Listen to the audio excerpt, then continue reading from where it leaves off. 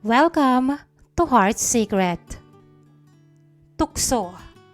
Isang salita lang yan, pero marami nang nasirang mga tiwala, mga relasyon, at mga pamilya. Marami na tayong narinig na mga kwento tungkol sa mga tao na natukso at sa huli ay nagkaroon ng matinding karma at labis na pagsisisi. Ang iba naman, hindi nagsisi, pero hanggang sa mamatay sila ay hinahabol sila ng karma. Sabi nga nila, kapag dumating sa iyo ang karma mo, hindi naman makikita ng lahat ang paghihirap mo, pero ang totoo, pag ikaw na lang mag-isa, walang kapayapaan ang isip mo at patuloy kang nakukonsensya. Pero bakit sa kabila ng lahat ng yon, kahit na marami na tayong nakikita at nasasaksihan na mga taong sa huli ay ginugupo ng pagsisisi, bakit patuloy pa rin tayo sa paggawa ng mga bagay na alam naman nating pagsisisihan natin sa huli? Bakit hanggang ngayon ay marami pa rin ang nagiging biktima ng tukso? Magandang araw po sa iyo, Miss Heart. Ako nga po pala si Dave. Isa po akong rider. Ito na po ang pangkabuhayan ko simula pa lang. Sa ngayon po ay kasalukuyang ng 25 anyos ako at naninirahan dito sa Maynila. Na-discover ko po itong channel nyo dito sa YouTube. Noong una ay hesitant pa ako. Pero nung simulan kong mapakinggan, napakaganda pala ng mga kwento dito. Talagang kapupulutan ng aral at kakaiba dahil nga iba't ibang experiences ito ng mga taong nagpapadala sa inyo ng mga liham. Kaya naman, hindi rin po nagtagal, ay naengganyo din ako na ipadala ang kwento ng buhay ko. Sana po, Miss Heart, ay mabigyan ng pagkakataong mabasa itong liham ko nang sa ganon ay maibahagi ko rin po ang mga aral na natutunan ko nang minsang nagkamali ako sa aking buhay. Hello ma'am, nandito na po ako sa tapat ng bahay nyo. Palabas na po ba kayo? Tanong ko sa customer na nag-book sa akin ngayon. Opo kuya, palabas na rin po ako, wait lang po. Aayusin ko lang itong buhok ko. Kaagad na nalukot ang mukha ko dahil sa sinabi niya. Ayaw na ayaw ko kasi ng mga ganitong customer. Kung pwede nga lang na pumili kung babae o lalaki ang tatanggapin kong customer, ay pipiliin ko talaga yung mga lalaki na lang. Kaso hindi naman pwede yon. Dito kasi ako naiinis sa mga babaeng customer. Kung magpahintay sila akala mo boyfriend nila ako. Kung alam mo naman pala na magpapasundo ka sa isang rider na binook mo, sana naman yung nakaayos ka na at lahat-lahat. Hindi yung hihintayin ka pa. Sayang ang oras para sa aming mga rider at sayang sa pera. May mga 5 minuto rin siguro akong naghintay noon bago tuluyang bumukas ang gate na nasa harapan ko. Pero ang kaninang inis na nararamdaman ko ay tuluyang nawala nang makita ko ang babae na nag-book sa akin. Kuya, sorry ha. Naku, pasensya ka na kasi naman. Yung niluto ko ang tagal lumambot, kaya hindi tuloy ako nakagayak agad. Hayaan mo, magbibigay na lang ako ng malaking tip para sa paghihintay mo. Hindi ko na naintindihan ang mga sinabi niya dahil nakafocus ang paningin ko sa maganda niyang mukha. Nakatali ng pataas ang buhok niya habang may iilang hibla ng buhok na naiwan sa harap ng mukha niya. Maputi ang balat, mapula ang mga labi at bilugan ang kanyang mga mata. Para siyang anghel na nahulog sa langit. Literal, Miss Heart. Ni minsan, hindi ko akalaing sasabihin ko ang mga bagay na to kasi naman napaka-corny. Pero nang makita ko na siya sa harap ko, grabe ang ganda talaga, Miss Heart. Hindi ko alam kung paano ko siya naihatid sa pupuntahan niya at hindi ko nga natignan kung sakto ba ang naibayad niya sa akin. Basta nasa isip ko lang ng oras na yon, sana'y mas tumagal pa ang biyahe namin para maamoy ko pa ang mabango niyang buhok. Umaalingasaw po kasi ang amoy niya kahit na nasa likuran ko siya. At pareho pa kaming naka-helmet. Ang bango niya na parabang mga bulaklak sa isang garden. Hindi ko talaga maintindihan kung anong nangyari sa akin. Pero hindi ko talaga maiwasang mapahanga dahil parang hindi siya tao, Miss Heart. Nang mga sumunod na araw, para akong tanga na padaan-daan doon sa bahay ng babae kahit na malayo yon sa ruta ko. Kahit na hindi naman doon ang daan ko pa uwi, ay sinusulyap-sulyapan ko siya. Umaasa ako na lumabas siya Nang sa ganon ay masilayan ko ulit siya. Hanggang sa isang araw ay muli siyang nag-book. Binilisan ko talaga ang pagpindot dun sa apps para masigurong sa akin siya mapupunta at talaga nga namang mahal na mahal ako ng mundo dahil nakuha ko ang booking niya. Dahil nga maghapon akong babad sa araw, mabilis kong kinuha ang pabango na nasa bag ko at halos ipaligo ko yon para naman hindi nakakahiya kapag nagkita kami ulit. Pero doon po tuluyang nawasak ang mundo ko. Pagdating ko doon ay palabas na siya ng gate pero hindi lang siya mag-isa.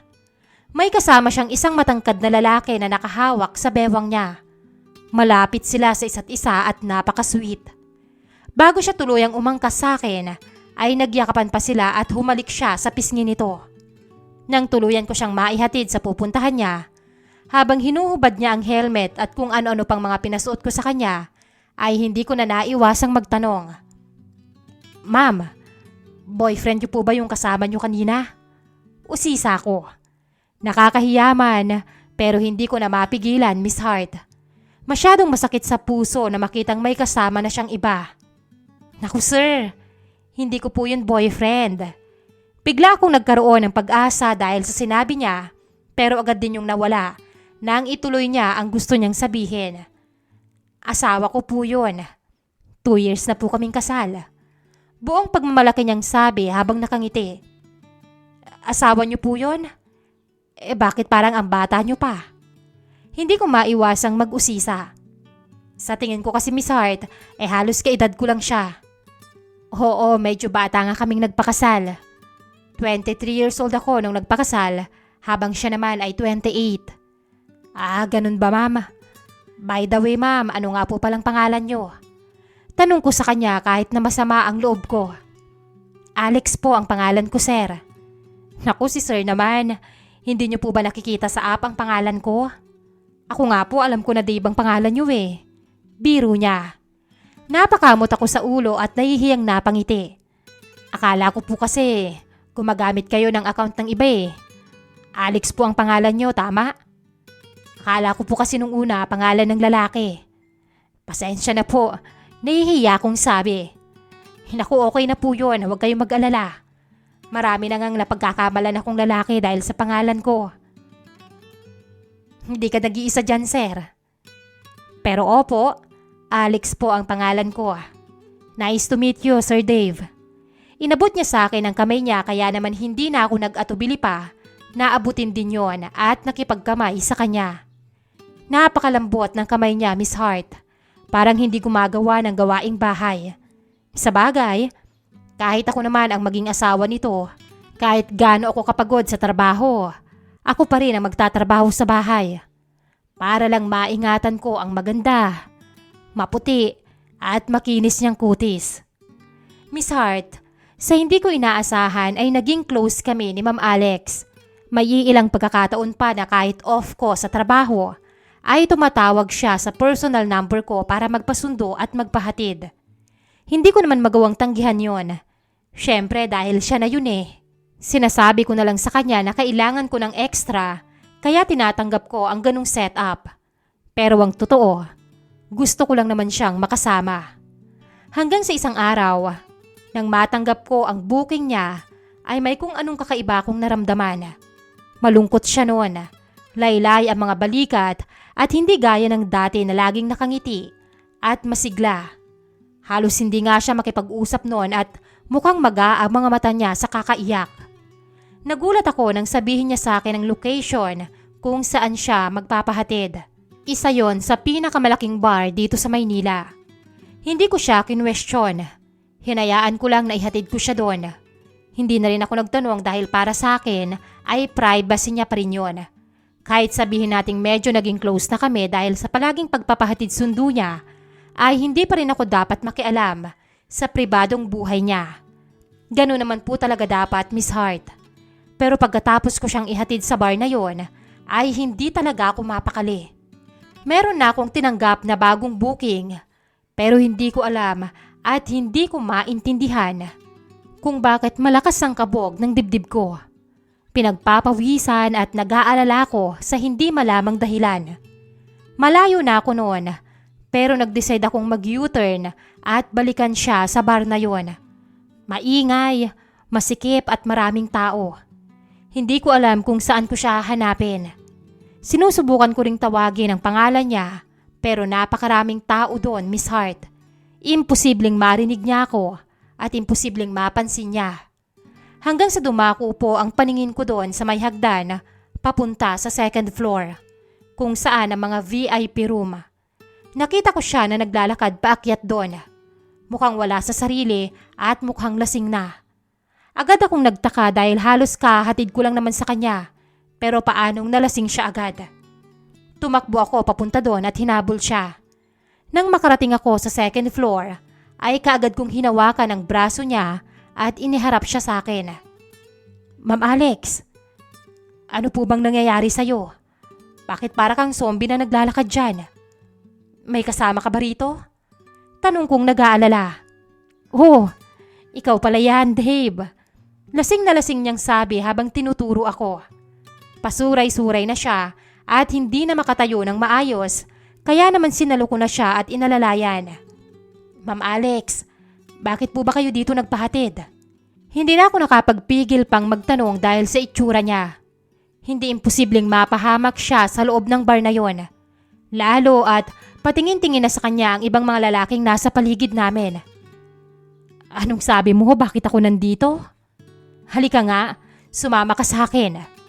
Hinawakan niya ako sa braso at hinila papasok sa loob ng isang VIP room.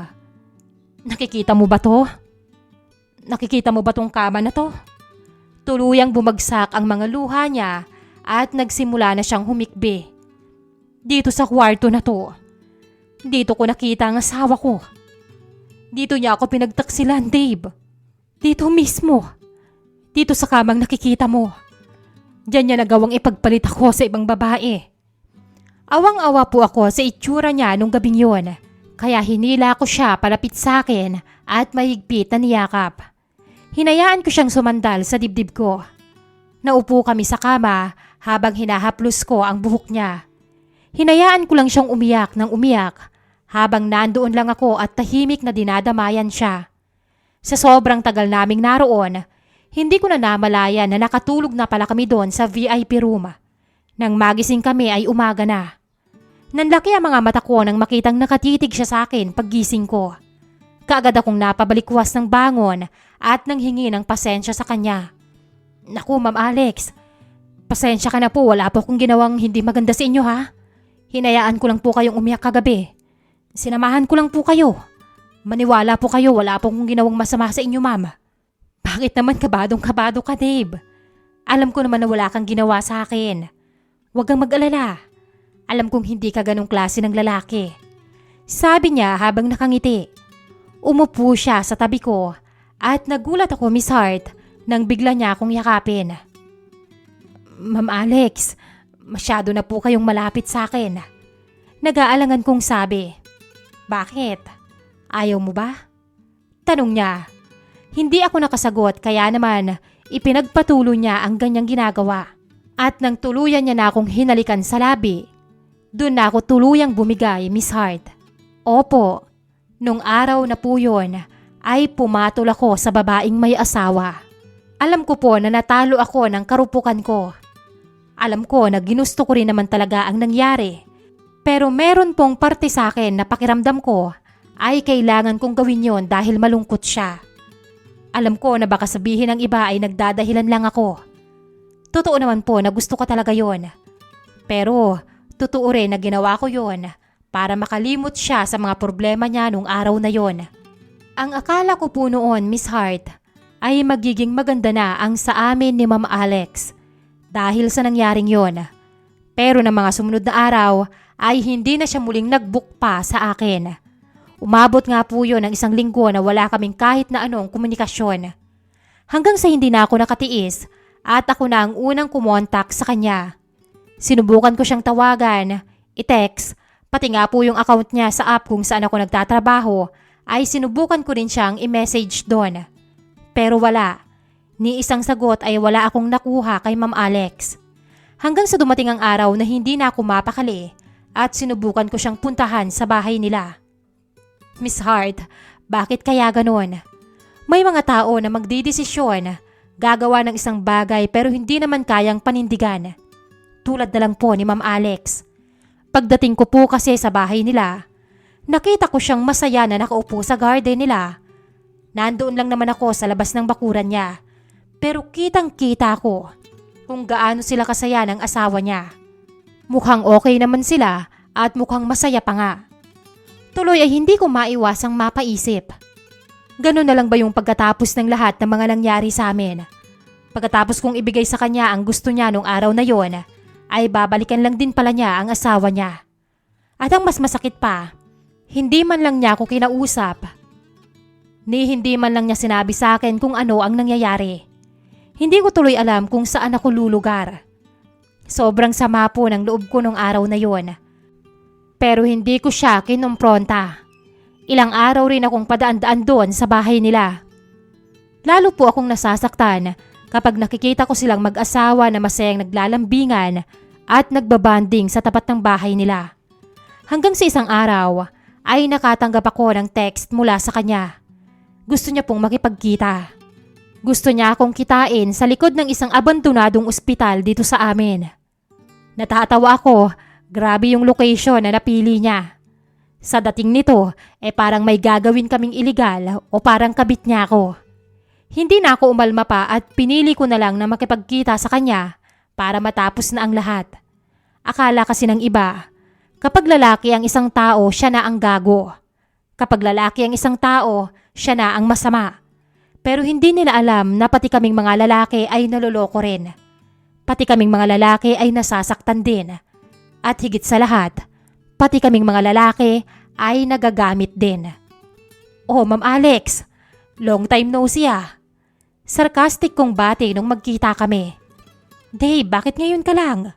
Kanina pa ako naghihintay. 30 minutes late ka na oh. Nagulat ako nang bulyawan niya ako, Miss Hart. Aba, teka nga. Ikaw itong nakikiusap na kitain ako tapos ikaw patong galit. Hindi ko naiwasang sagot sa kanya. Napabuntong hininga siya at pilit na pinakalma ang sarili. Dave, ngayon lang kita kakausapin at makikiusap ako sa'yo. Utang na loob. Tigilan mo na ang pagdaan-daan sa bahay namin. Pakiusap niya na ang tunog ay pagbabanta naman. Bakit naman? Sa'yo na ba yung daan? Sarkastiko kong tanong. At saka, bakit ayaw mong duman ako doon? Nakukonsensya ka ba kapag nakikita mo ko? Nakukonsensya ka dahil niloko mo ang asawa mo o nakukonsensya ka dahil ginamit mo ko? Dave, please. Nagkamali ako, alam ko yun. Hindi pala ng babae ang asawa ko. Hindi pala siya ang nasa video na sinend sa akin ng kaibigan niya. Napatunayan niya na yun sa akin. At aaminin ko na mali ako. Sinubukan ko siyang gantihan sa pamamagitan mo pero nagsisisi na ako doon. Ayokong masira ang pagsasama namin ng asawa ko kaya please. Lumayo ka na at huwag mo na akong guluhin pa. Miss Hart, hindi ko maintindihan kung bakit parang ako pa ang may kasalanan. Bakit parang ako ang may ginawang mali?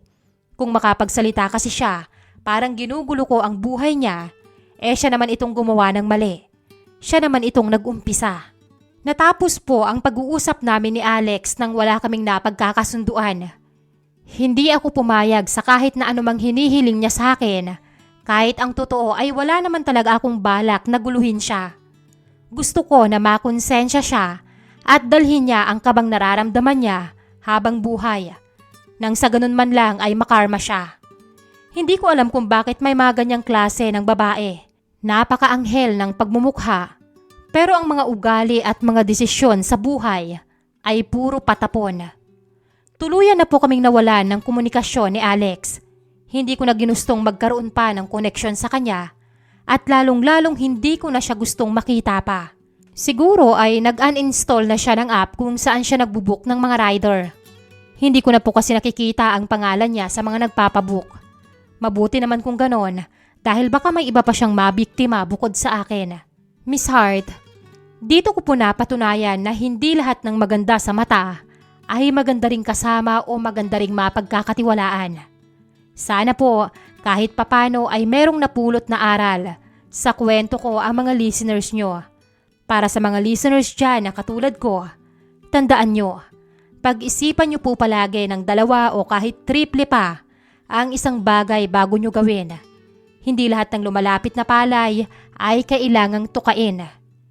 Dito ko na po tatapusin ang kwento ko, Miss Roxy.